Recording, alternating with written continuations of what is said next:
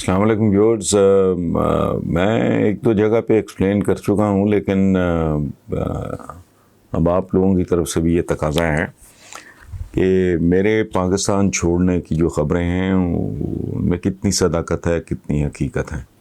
سب سے پہلے تو میں ان لوگوں کا شکریہ ادا کرتا ہوں جنہوں نے اس پہ مجھے برا بھلا کہا. اللہ ان کا بھلا ہی کرے. ٹھیک، میں نے بنیادی طور میں تھوڑا سا اس کا آپ کو بیک گراؤنڈ بتا دوں. پہلی بات تو یہ ہے کہ میں نے ازراہ تفنن اور لائٹر نوٹ یہ بات کی تھی. مجھ سے سوال کیا گیا تھا کہ پاکستان سے اتنے پی ایچ ڈیز بھیجے گئے ہیں اور ان میں سے بہت سے لوگ غائب ہو گئے ہیں. تو میں نے کہہ دیا، میں نے کہا یار میں تو خود غائب ہونے کا سوچ رہا ہوں. اور بس اتنی بات تھی. اس کا پھر وہ افسانہ بنا، وہ سنو بالنگ ہوئی، بات بہت زیادہ برا بھلا کہنے تک بھی کہ جی ہمیں پھنسا دیا تو یہ کر دیا اور وہ کر دیا. تو اب میں آپ کو ایک چھوٹی سی بات عرض کروں. ملک چھوڑنے کا مطلب پرماننٹلی چھوڑنا نہیں ہوتا. پہلی بات تو یہ ہے. میں نے چھوڑنا ہے نہیں چھوڑنا وہ تو بات کی بات ہے. فی الحال تو میں بیٹھا ہوں نا، افواہ اڑ گئی.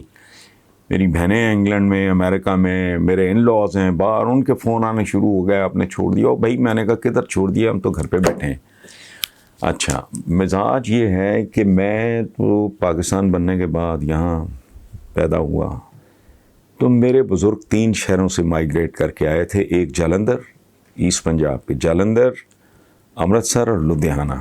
امرتسر کا جو چوک ہے فرید چوک، وہ میرے پرنانا کے نام پہ.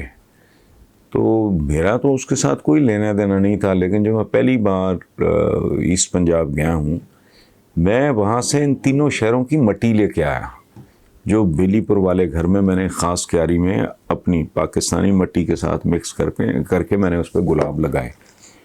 تو ایک آدمی جہاں نہ پیدا ہوا نہ اس نے دیکھا تھا، وہ پکی عمر میں جاتا ہے اس جگہ پہ اور اس مٹی سے اتنی محبت کرتا ہے کہ میرے پرکھوں کی زمین ہے. ٹھیک ہے، وہاں ممکن ہے میرے داداؤں پرداداؤں کی قبروں پہ پلازے کھڑے ہوں بھلے، لیکن بہرحال میرے لیے وہ مٹی امپورٹنٹ ہے. تو آپ اندازہ لگاؤ کہ میرے لیے پاکستان یا لائل پور یا میاں چنو جہاں میرے دادا ہوتے تھے، یا لاہور جہاں میرا ٹین ایج گزری، بڈھے ہو گئے اسی شہر میں. 67-68 I came to Lahore as an undergraduate graduate.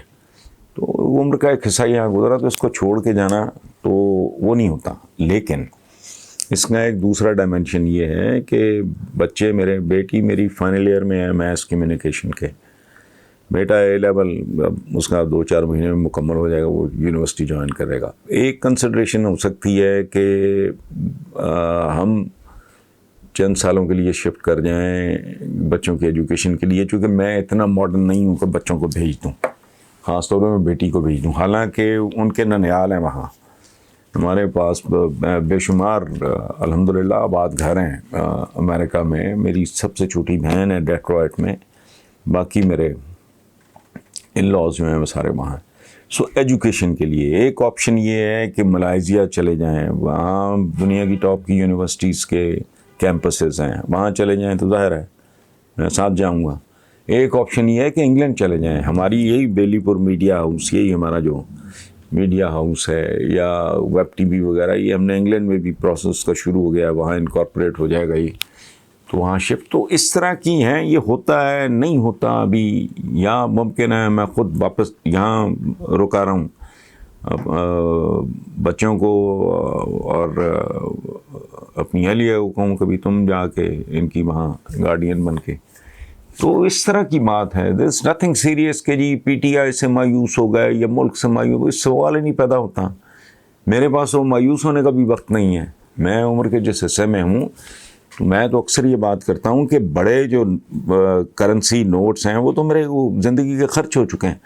اب تو میرے پاس لے دے کے تھوڑی سی ریزگاری ہے. پتہ نہیں 1 رات ہے، 1 سال ہے، 2 سال ہے، 5 سال ہے، آئی ڈونٹ نو. سو ایسی قطعاً کوئی بات نہیں ہے. اور ملک کے بارے میں تو میرے جتنا ایموشنل، تو میں نے آپ کو بتایا نا کہ میں جالندھر، امرتسر، لدھیانہ کو مٹی لا کے، میرے لیے تو وہ مقدس ہیں. تو میں اپنا لاہور لائل پور اپنا پاکستان چھوڑ کے چلوں یہ کہیں نہیں لکھا. ہاں وقتی طور پہ وہ ہوتا ہے زندگی میں 6 مہینے بھی رہا ہوں.